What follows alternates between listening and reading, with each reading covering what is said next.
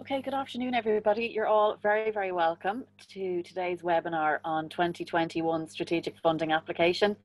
This webinar will be dealing with a number of questions that you have raised in regards to the application process itself. More specifically, we'll also respond to queries and concerns that you have in the context of the impact of COVID-19 and the associated unfolding and changing restrictions. While we aren't running a live Q&A during the webinar, we ask that you send any queries or clarifications on the questions that we worked through today through the chat function, and they will be directed to the appropriate team member to respond to you directly. Just to say also, today's webinar will be recorded, so if for any reason you have to leave during the session or you can't stay for the entire session, don't worry, it will be made available to you on Monday via email. I'm going to hand over to Maureen now to provide some further context for today's webinar. Thanks, Alwyn. Hi, everybody. Thanks so much for making the time to join us today. I know that we're all kind of exhausted now, these endless calls, and but hopefully you'll find this one useful.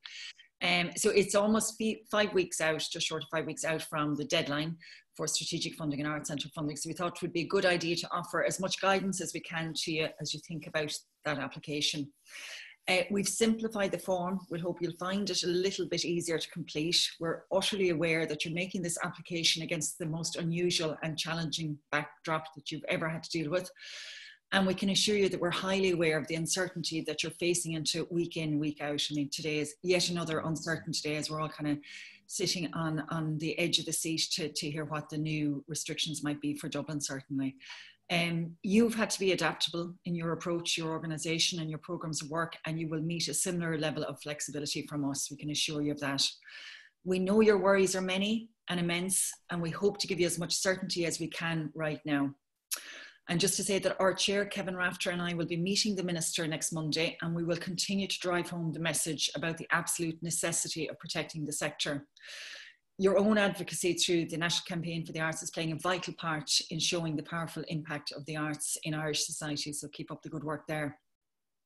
So as regards the funding, we'd like to encourage you to be expansive in your approach and to keep the artist and the audience very much to the fore of your thinking.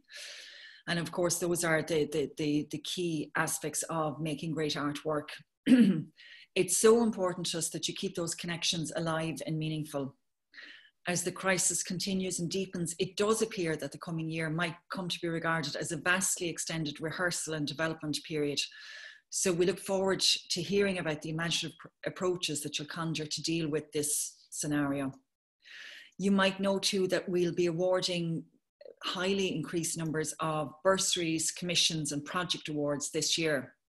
And we really hope that you'll find an opportunity to work with some of these new artists and collaborators, that you'll see it as an opportunity to extend the scale of the community with which you work.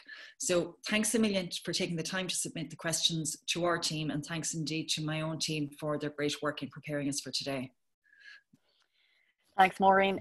So we have a fairly detailed amount of questions. Again, as Maureen has said, thank you to all of you for submitting them through the heads of team. We hope that these will tackle any of the queries that you've had thus far. But as I've already said, if anything comes through today in the discussion with Maureen that you require clarification on, or if we don't cover something, please pop it in the chat. The chat will be downloaded and we'll be allocating those clarifications and queries to members of the team to come back to you.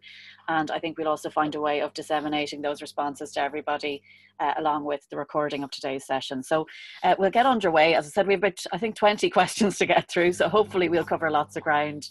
The first one, Maureen, is around the guidelines and section 1.5, which says that it states that any uploaded supporting material that is not listed will not be assessed or reviewed. Does this apply to the section, that section only, i.e. financial support, MOUs? What is the position, for instance, re artist pay policy, public engagement, etc.? It's just, first of all, to take the artist pay policy, there's no need to provide a copy of that policy. Just to summarise it at question 2.4.3 of the application form. And similarly, your approach to public engagement should be summarised at questions 2.1.3 and 2.3.1. I'm glad this is being recorded, so you're not scrambling to take down these figures. And then if you work with children and or young people, at sections 2.3.2 and 2.3.4. That's where you should, where that should be referred to. Okay. Can you confirm where applicants input the figures relating to production costs, e.g. materials, etc.?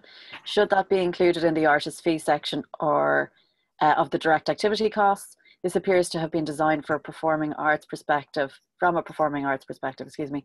Also, where do applicants include fees for writing essays, etc.?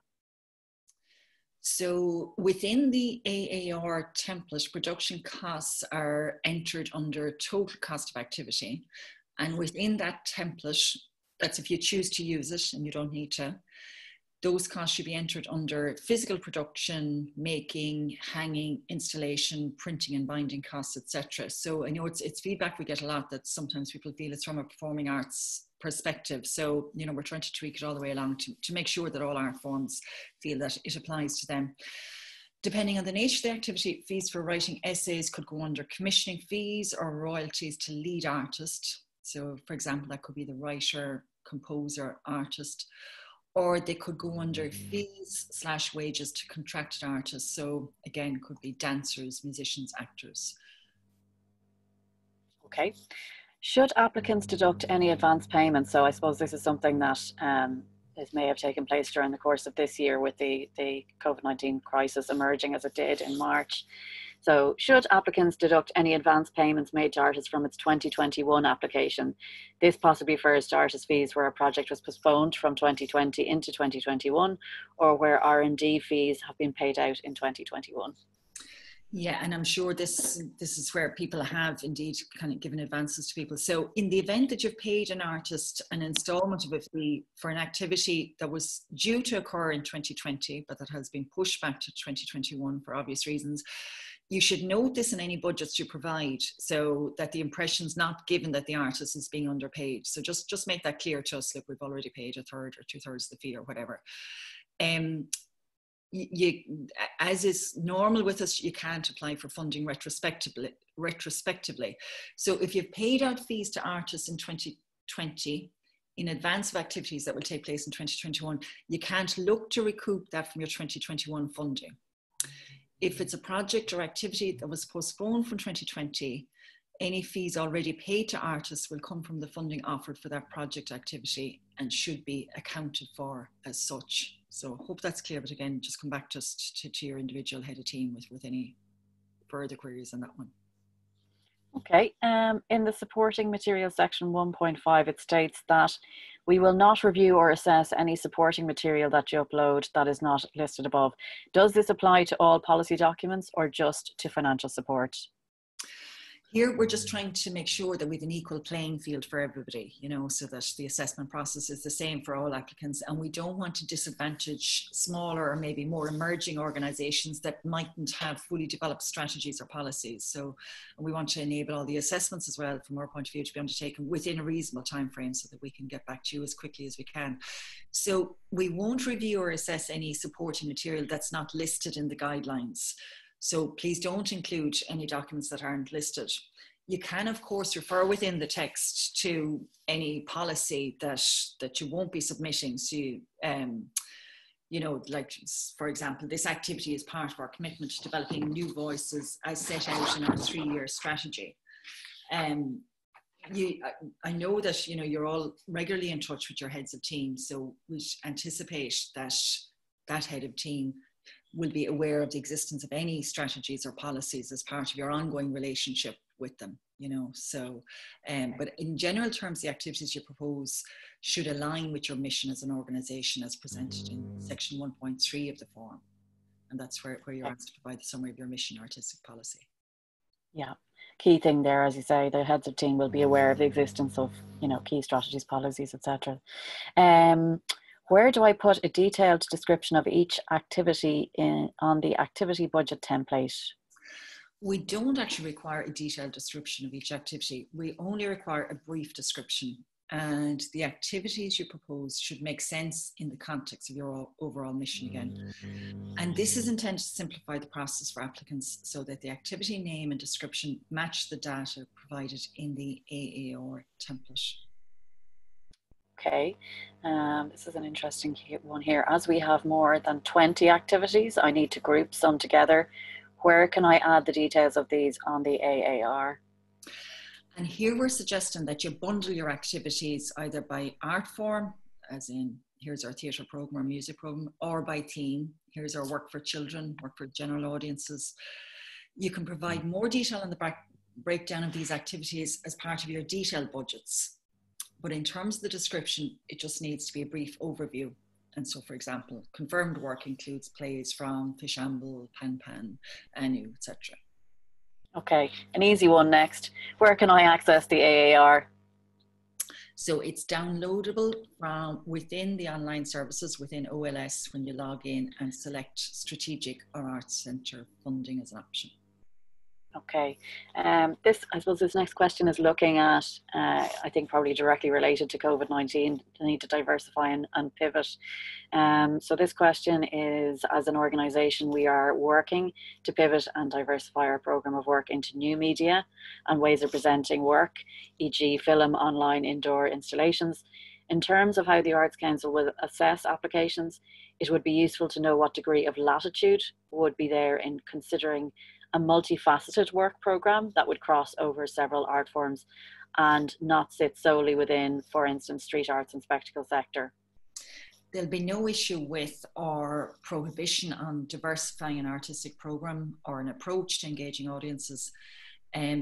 When this involves other art form or practice areas, those art teams will offer a perspective as part of the assessment process. But just keep an eye, all applications will be assessed against the published assessment criteria.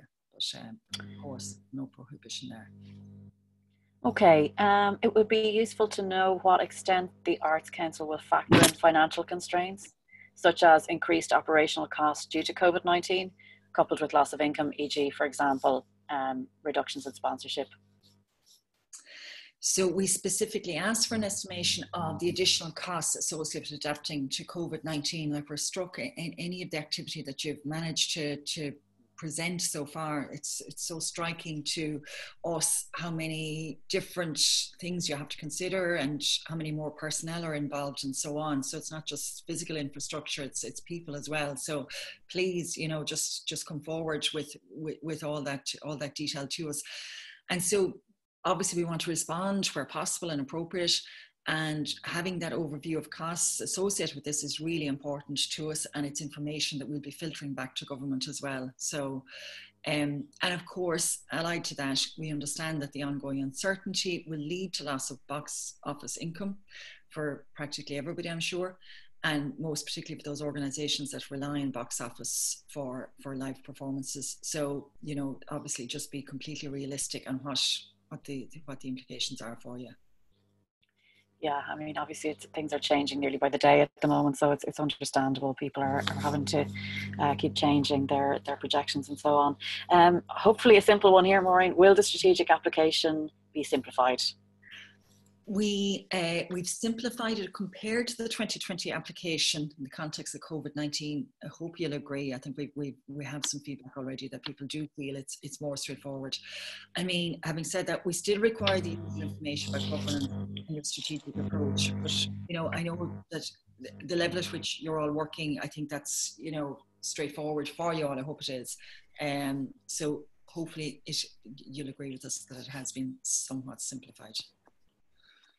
One that I suppose this next question feels like it's very timely given the change in the last 24 hours potentially over this weekend in Dublin. Should we make the application using current government guidelines? Yeah, I mean, it's like this has so many caveats all over it, because obviously they're changing, not just weekly, more rapidly than that. So, but please do at the time you apply, do, and of course, we'll completely understand that those plans will inevitably have to change over the course of 2021. You'll have ample opportunity to revise those plans with us. So, and in collaboration with your head of team. So, just know that we completely understand this backdrop that you're working under. And on that very note, I suppose the next point, or the next question rather, is are we expected to have other scenarios like A, B, C? So I suppose people are wondering, should they be projecting 3 or 4 different possible scenarios? We've decided not, because it's just too difficult. I think it would just put you through unnecessary and very unhelpful hoops. So I think, you know, just to try and be realistic, you know, hard and all as that is at the time that you're applying. Okay. Will innovation allow for traditional theatre setting performances? Yeah, we're working with Fáilte Ireland and other agencies to look at ways of presenting live performance in a way that conforms to current public health guidance. So we have a working group with Fáilte Ireland to bring forward new guidance for everybody. So you're free, of course, to propose any innovative ideas that you'll have with regard to this part of the application. Like, we really welcome those ideas. You know, we're looking to you for those ideas, in fact. And I'm just, by the way, folks, thank you for the chat messages coming in. I think when we get to the end of the questions, we'll pick up any that we can respond to today. And obviously, as I said at the top, anything we can't respond to or that may need a specific response from any of the heads of teams, we'll send directly to them after we close the webinar.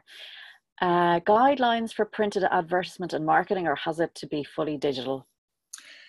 I mean, it's really your own decision, but it's probably more appropriate in the current context to move more online. Like, you know, yourself, just that very thing of print material and of just the physical thing of people receiving print material. So, I mean, we've no requirement on it one way or another, but I think your own thinking would probably lead you more to move more of it online for sure. And I mean, it should be a saving too that you could direct elsewhere. Yeah. And in both the 2020 and 2021 worksheets, the drop down, this is kind of a technical issue, I think, the drop down options under D, activity type, choose from drop down, are restricted to the first 7 options. The final 3 are excluded and can't be selected. Is this deliberate, or is there an issue with the document? Now, yeah, and as you say, it's a technical one. So I think it's a function of the instance of Excel or Open Office that you might be using. It seems there was an issue in the coding in the original template, and that wasn't recognized by all versions of the spreadsheet software. However, this has been corrected. So if you go back in and download it again, it should work. And if you're still having an issue, please contact your own arts team on this. And apologies, I know it's pressurizing applying, and when there are gremlins in the work, it makes it all the more frustrating. So apologies for that. Okay, and let me see. So the next question we have again is around templates. So can I use my own planned activity budget template, or do I need to use the Arts Council one? The guidelines state I have the option, but I just want to be sure. Detailed budgets relating to your planned activities, these are in addition to the information in the AAR template. So you have the option to use the activity budget template if you choose, but you absolutely don't have to. And I know some people find it much easier to, you know, because obviously you're doing your own budgets for yourself and your boards and so on, and maybe for other funders. So, you know, whatever suits you best in this one. Perfect. Will the delayed strategic funding submission date mean the funding decision announcement will be likewise delayed? Yeah, like the decisions are likely to be delayed into early 2021. And we're well aware that this might present a cash flow organization for your organization. So contact your head of team in the first instance on this. There'll be a high degree of flexibility about this. We don't want to see anybody in trouble now as you near year end, you know, so just keep in touch with us about that.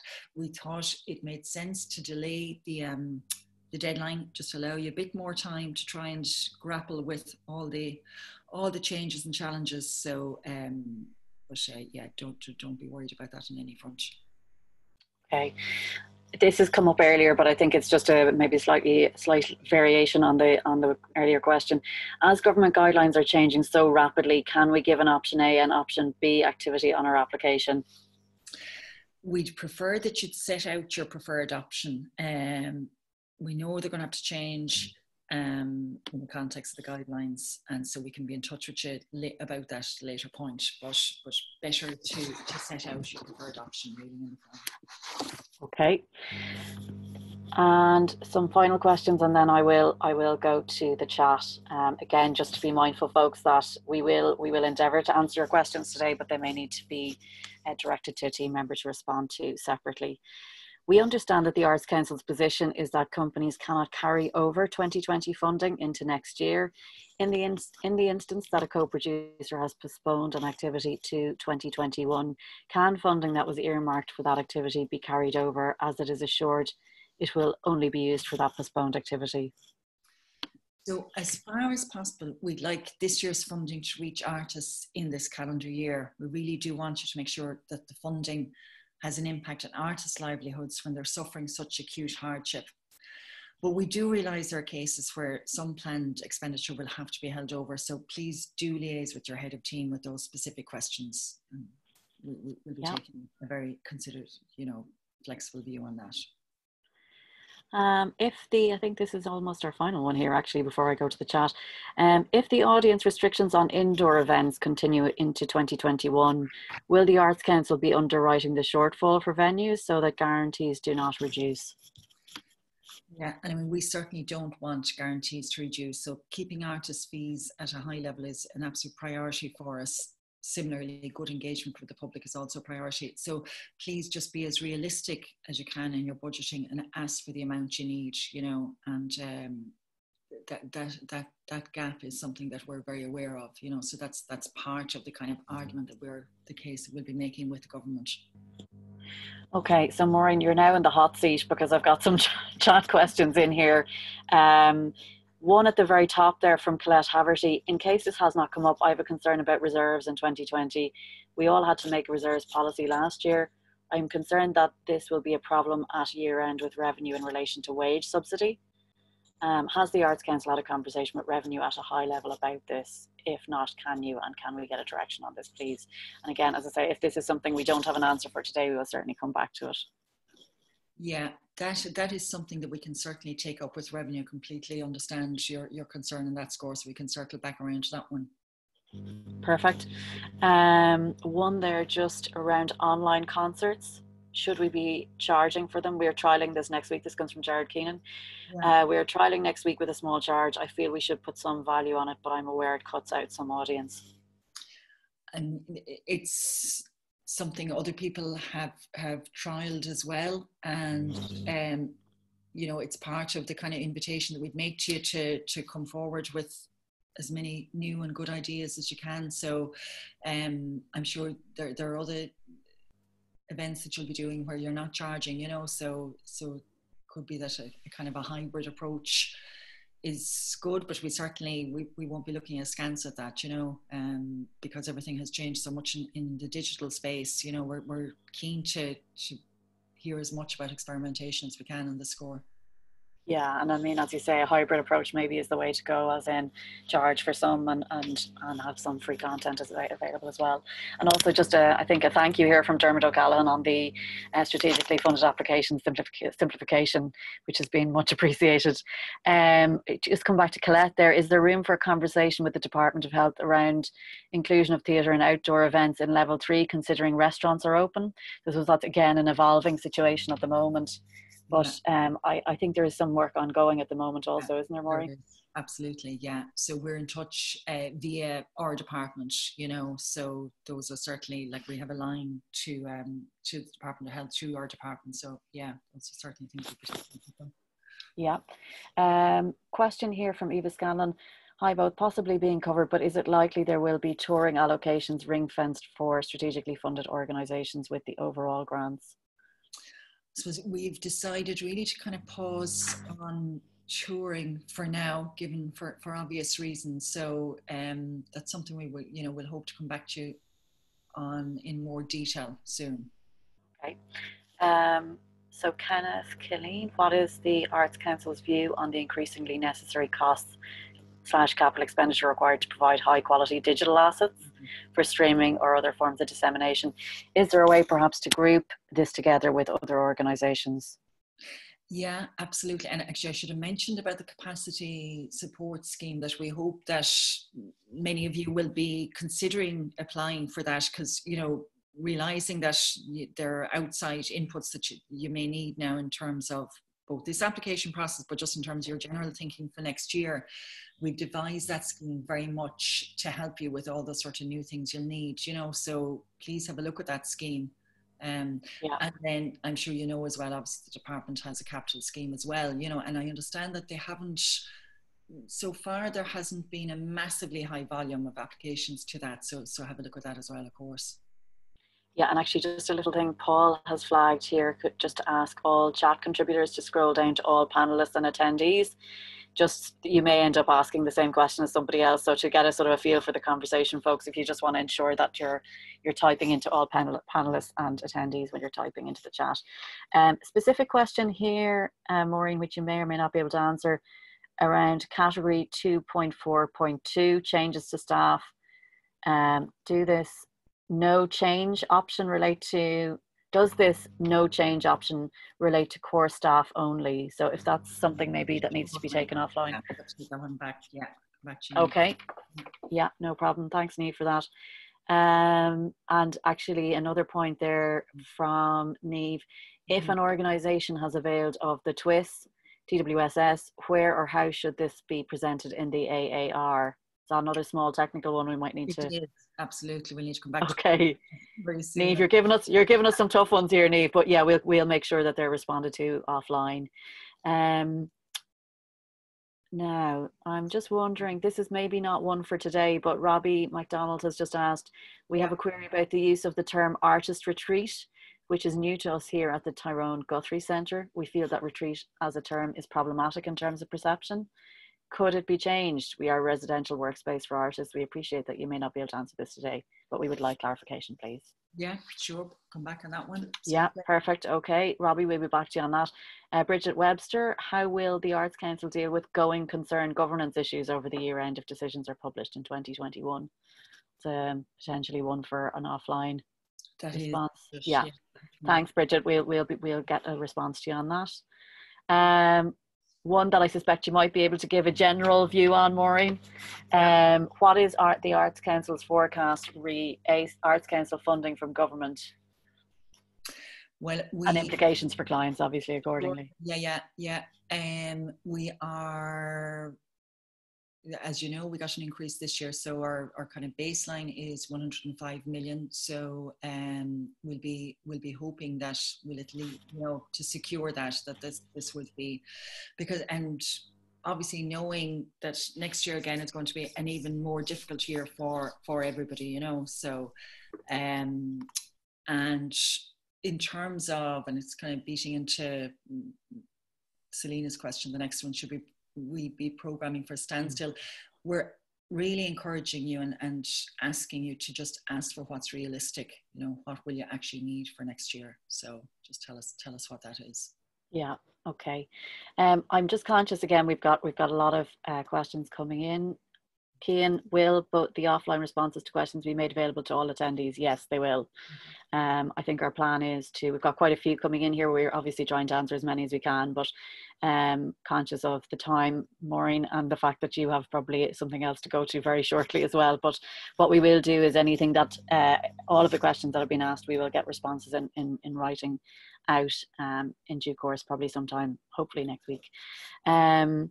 I'm just going to go to the end of the chat quickly. Hi, Maureen, since you mentioned the building capacity scheme, is there no way this can be retrospective? I know I raised this previously. I don't know, is that something that we can get into at the moment?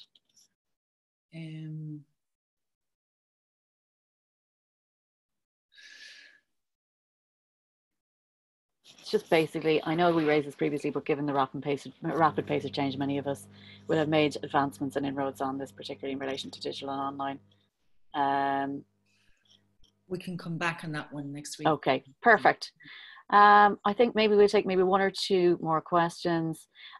Here from David McLaughlin, will the council adopt a similar position in 2021 as it did this year by honouring in full the grants awarded even if clients are unable to present full programmes due to COVID?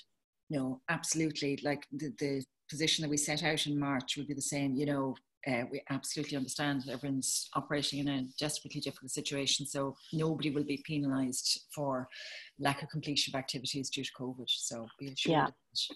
Yeah.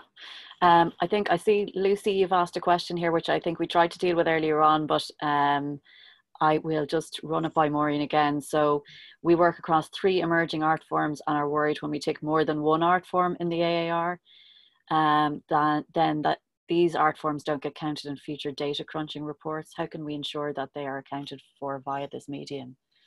So I think we touched on that slightly in a slightly different way earlier on. But yeah, we kind of said that we'd have our advisors across all the teams look at it. But yeah, we can certainly look at that, Lucy. Yeah. Yeah. Okay. Okay. I just see I have one question coming in here from Joe Mangan. We are having trouble with Leader Fudge Ireland not giving grants if activities don't happen. Is there any help possible with that? So it's potentially a conversation that might be required just to see why that is the case, perhaps. Yeah, we can obviously have a conversation with Fudge as part of our kind of ongoing contact with them. Yeah. Yeah. Okay. Folks, I'm just conscious of time. Maureen, is there anything specific you want to come back on, any of the either the issues we've covered today or some of the issues that are coming up in the chat at the moment? I see one here from Paula. It states 4 weeks. So yeah, we certainly, that's our intention, that to make this a fairly agile fund in terms, the 4-week decision period on the capacity support scheme. The others look a bit more technical. I'm not sure I'm going to be able to offer much information on any of the others. So yeah, well, as we said, I mean, these will be downloaded, and we'll be ensuring that there is a response circulated with responses and clarity on any of the issues that are being raised. But I suppose just to kind of maybe to round up on today's webinar, Maureen, is there anything specifically you want to touch on before we wrap up? Yeah. Just really want to sound that note of flexibility, you know, that as I said, kind of at the top, you're having to be so incredibly flexible in your approach to work, you know, and that will absolutely be acknowledged, you know. So and I'm glad to hear that Dermot and hopefully more of you think it's been simplified, you know, and that really please do be in touch with your relevant team if there are other specifics, but we'll come back and answer these. You know, we just thought it would be good to get people together today and just kind of so that the community kind of knows what are the general concerns, what are the general issues, you know. But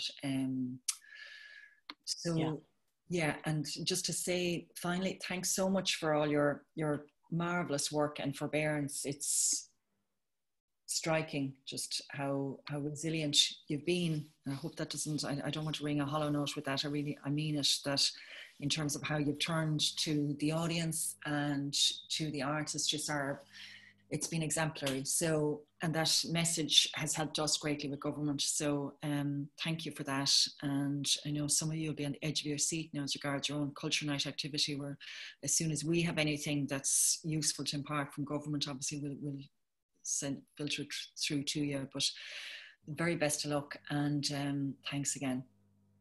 Thanks a million, folks. And obviously we realise the world we now live in, everything is done through digital communication. So apologies that we couldn't answer everything as it was coming in. But as I said at the top, and I've said since, obviously we're going to be downloading your questions today and ensuring that responses are circulated.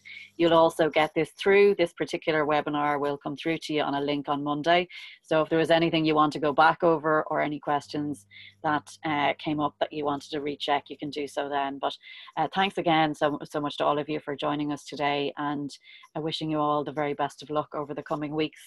And thank you for your time and for your attention. Bye-bye. Bye. Thank you.